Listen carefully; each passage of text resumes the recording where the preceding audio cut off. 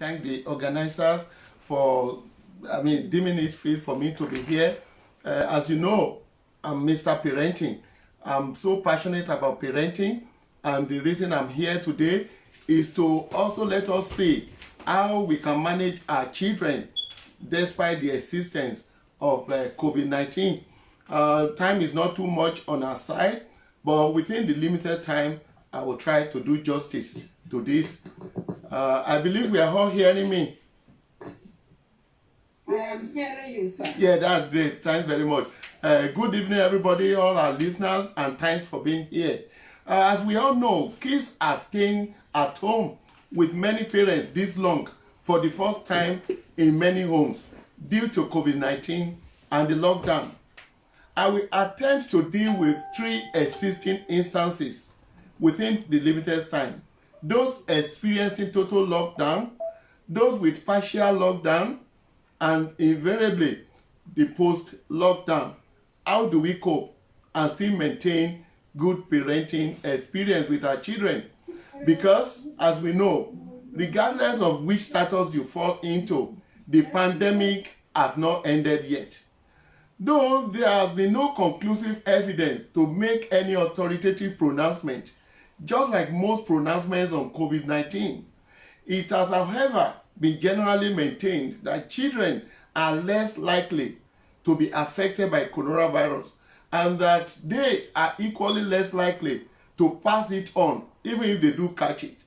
But even at that, due to the several uncertainties, my first advice to parents is that regardless of what has been said, it is better to be careful and to maintain maximum precautionary measures.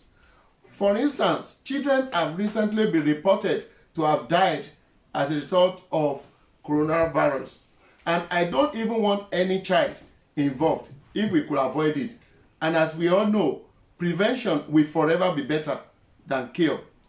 It is very crucial to take precautionary measures with our children.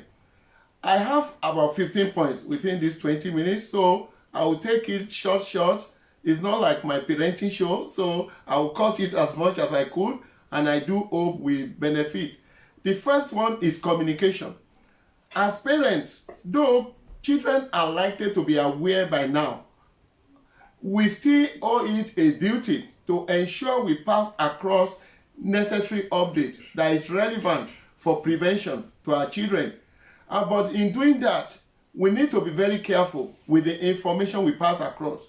You may want to spare your children with the news of multiple deaths that may cause depression, but you still need to communicate the seriousness of the danger posed by the pandemic relative to the age of your child. The next one, which is the second point, is education. That's very crucial. Some of the things that have been discussed by the earlier speakers, they are things you know, and you need to pass this across to your children. You need to let them know, I know you definitely may face some challenges trying to explain to some children that it is too dangerous to go out, especially on a day like this when the weather is so good and when there are some relaxation of the lockdown in some places. But because it's hard, shouldn't mean that you leave them to do what they want. Let them know more on things like social distancing, wearing gloves, usage of sanitizer and face mask. Especially lots of children that have been indoor for a while, now they want to step out, and that's a new challenge. And then you need to put them up to date with what knowledge you already have. Let them know the possible danger of sanitizer. Let them know the possible danger of long usage of face mask, and do everything you need to do to bring them up to date. The third point, which I will need to let us know, is the children's health and well-being. This is very crucial, as you know. With the lockdown is a necessary measure for health and well-being. It may also lead to health hazard for you and your children if you don't play your role very well. For instance, some children are used to traveling during the long vacation. Some are used to going to cinemas, and others are used to wandering about from place to place. All these keep kids motivated and allow them to generate enough bodily exercise. The absence of all this for several weeks have the tendencies for boredom, depression, overweight, among other things. We are aware too that blood clot kills seriously, and being indoor, jumping from their bed, watching television, texting with phones for several hours and for weeks and months could increase the risk of blood clots even among adults too. So let the children move around the house, take them to the garden, and you should also enjoy safe walk and jogging in the backyard or even on the street, not too far with your children. Let them also change positions in the house. Prevent long hours of watching TV and phone usage. Educate your child of the danger of this, and then your child will understand. The fourth one is to adopt suitable parenting technique. As you will see in the program, we have regularly universal parenting clinic, which will come up. Parenting techniques is vital at this moment, and you need to maintain a little shift here and there with your techniques. Adopt a mixture of multiple parenting techniques, because restriction in movement may create different reactions and change in attitude for children. You don't want a spoiled child, I know, but you also don't want to inflict mental health problems on your child. For instance, if you are usually a permissive type, you may adopt the permissive approach with boundaries, and then you can upgrade to authoritative levels occasionally, then graduate to authoritarian approach on health and very vital issue. If you are the authoritarian type, you may need to relax a little and drop to both permissive or authoritative approach. This is because there are certain things to overlook and certain things you must be strict with reasonably. So you need to be reasonable with your boundaries now, and then explain to your children so that they will understand. The fifth one, sorry, I'm taking it fast so I can cover as much as I could. The fifth one is avoid transferred aggression and emotion. Don't let your financial concern and personal frustration on employment, the socio-economic circumstances around the pandemic, don't let it create friction between you and your children. Many are unsure of what the future holds, but you need to adopt maturity in dealing with the family. Don't let it lead to transfer aggression.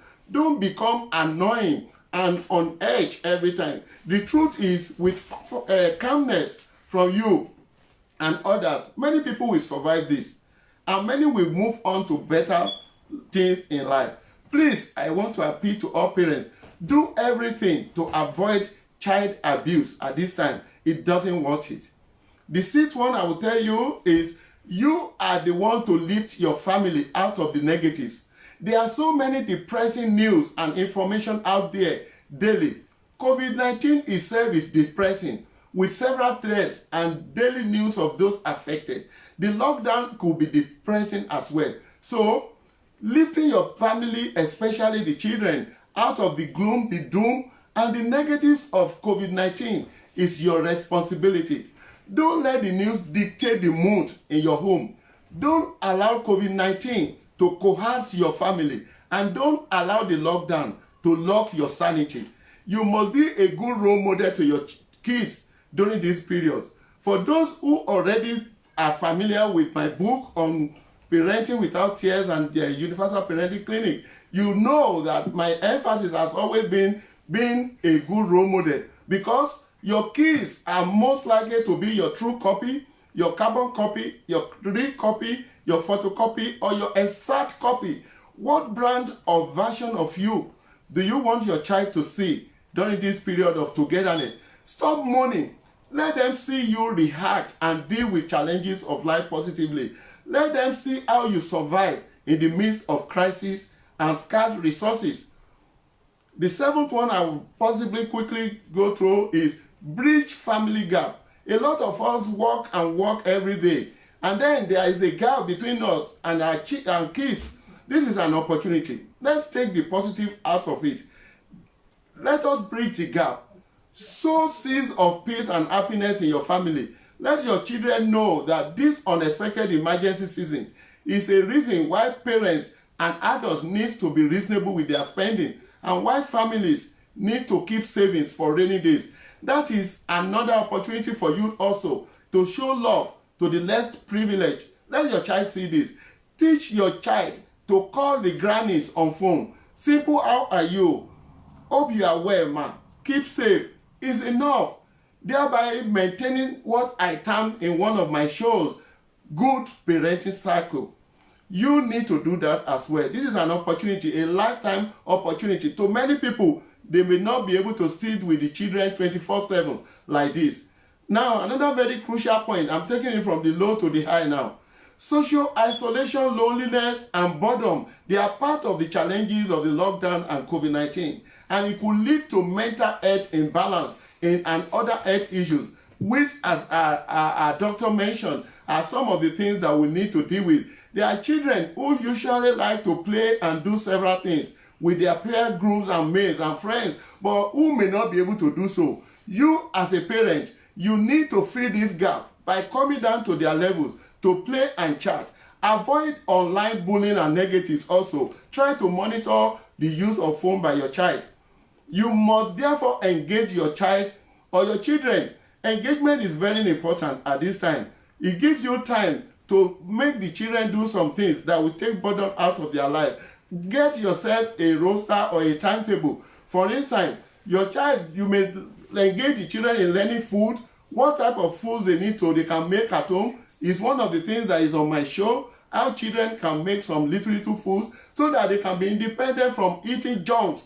Just like the doctor said, this time you can take the kids away from sugar, too much fat and things. You can process this food at home. You can do some baking and everything, and that will be positive for your child as well. Make the children more responsible with domestic chores, cleaning and other things. This will push everything out, and by the time you know it, boredom is out of it. The number 9 point, which I think you need to be familiar with, you have to consider your travel arrangement. You may want to postpone or cancel immediate travel arrangement for now until situation improves. It's your choice. This is not going to be the only holiday in life. You still have plenty of opportunities. It is better to be alive and healthy. Traveling with the kids comes with additional care and carefulness. You may be able to take precautions and decide where to go, but your children may not be able to do that.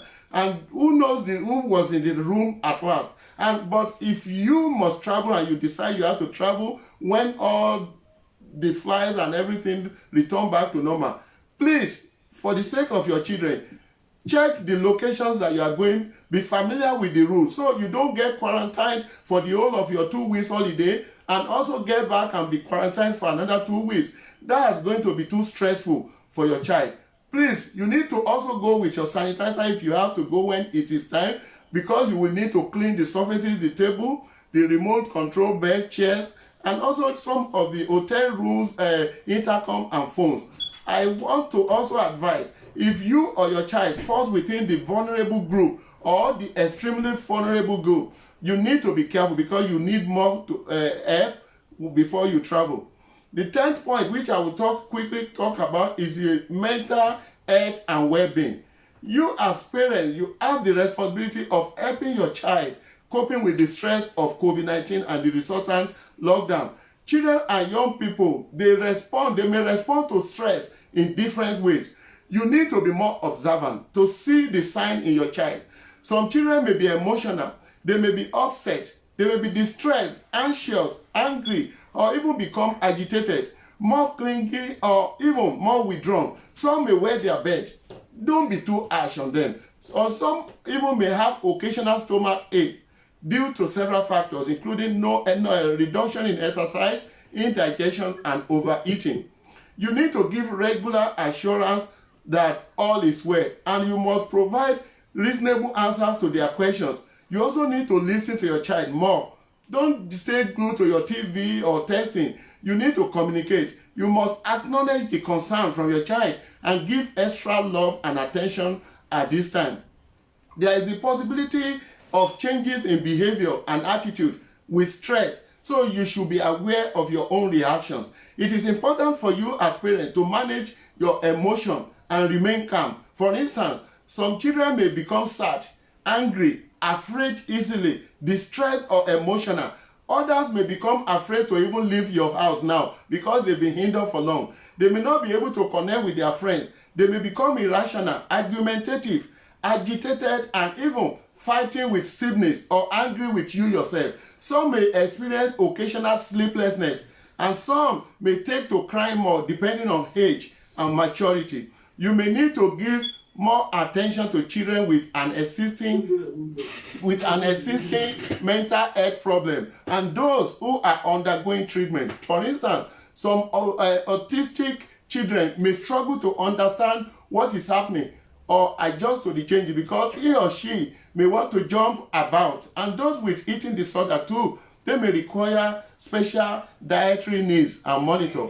Don't feed your child, please, I want to beg you. For those of us that consume alcohol, don't feed your child with alcohol or leave the bottles lying around if you have to drink at home because you can't go out. And be careful not to smoke in a closed room with your child indoor because you couldn't go out to smoke. Please be watchful of the effect on your child. Another one, which is the 11th one, is the brain and mental alertness of children may be affected because when your brain stops functioning at full capacity for a long time, brain drain may result because the brain stops developing, which may affect your child's mental alertness. Students have been at home since March, and university students may be at home till September, which is about 6 to 7 months.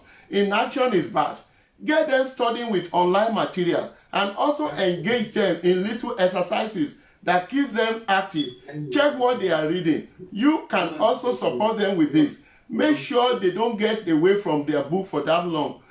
Another point I would say, for some of us, let's seek help and support if necessary.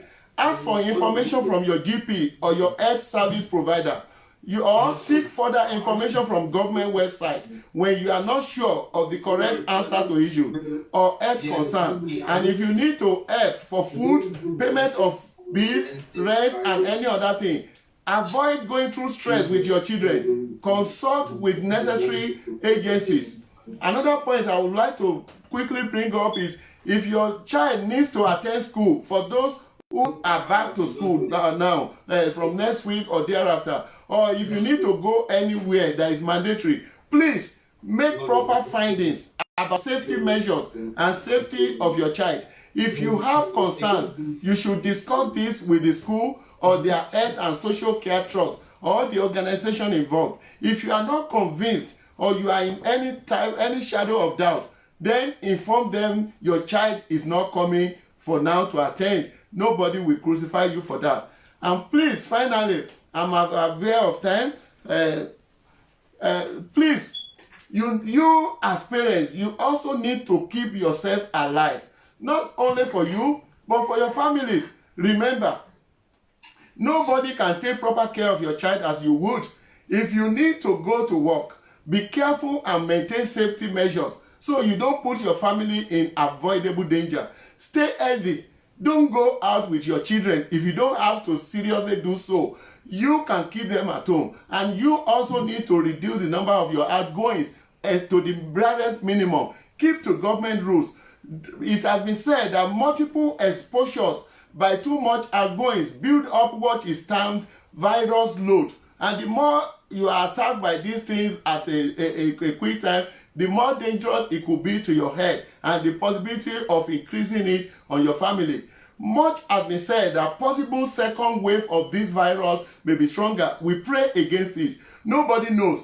Too many things about coronavirus ends in controversy. So it is better to adopt safe method for your family, because when the facts eventually emerges at the end of this, only the living can live to understand the story. Ensure the best hygiene standard for your family. Ensure proper food consumption for your children to boost their immune system, not only for COVID-19, but also for your health and their well-being. Let them take necessary food supplement too, if available. Eat fruit, vegetables, maintain healthy lifestyle. You know, children are at home, they are going to be eating more. To avoid negative side of it, you can buy more fruits at home. Please, and I want you to listen to this. Remember, COVID-19 should not rule your world. It is a temporary abnormality that will soon expire. But after its expiration, you don't want you and your family to expire with it or lose your health and well-being to it. Your child is your most valuable treasure, and children are the most treasured assets in your life. If you are as passionate about parenting and child care as me, please treat your child with the highest degree of care. And take this from me, please. If this is what you take away from this today, I will be glad. Soon and very soon, God will bring a transformation and you will enjoy a new season.